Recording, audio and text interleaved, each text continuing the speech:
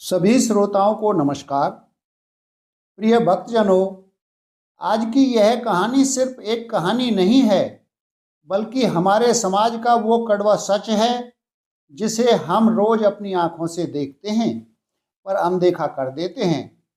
क्या आपने कभी सोचा है कि जिस ईश्वर के सामने हम सिर झुकाते हैं वो कभी कूड़े के ढेर में भी मिल सकते हैं?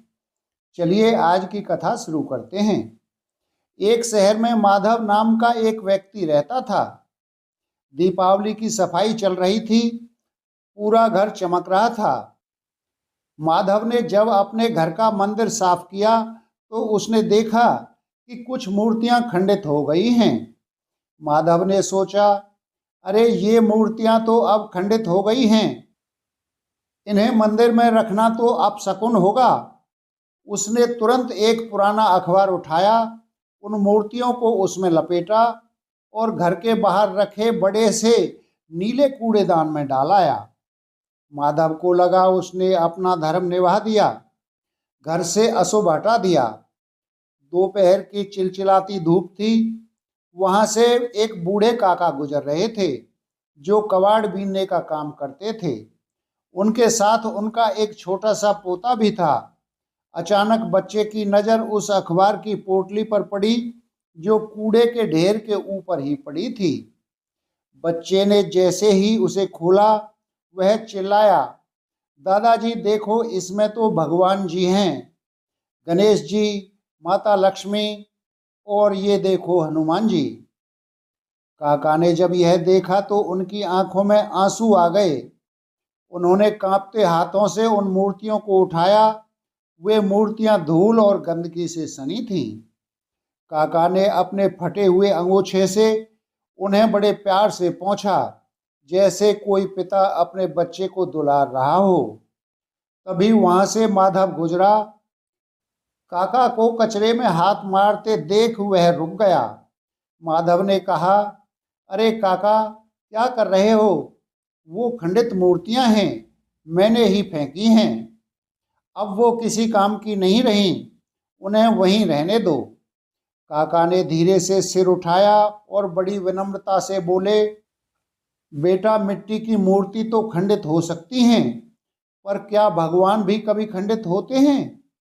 माधव थोड़ा झेंप गया और बोला, काका, नियम तो यही है कि टूटी मूर्ति की पूजा नहीं होती।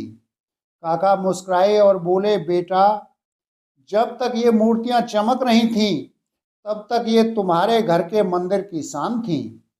आज इनका रंग क्या उतरा, तुमने इन्हें उस जगह फेंक दिया जहां तुम घर का जूठन और गंदगी डालते हो। जिस ईश्वर ने हमें बनाया, क्या उन्हें विदा करने का यही तरीका है? बेटा, ये मूर्तियां बेजान नहीं हैं, ये तुम्हारी उस श्रद्धा का प्रतीक थीं जो शायद अब खंडित हो चुकी है। माधव के पास कोई जवाब नहीं था। उसे अपनी गलती का एहसास हुआ। उसे समझ आया कि हम अक्सर धर्म के नाम पर कितने कठोर हो जाते हैं।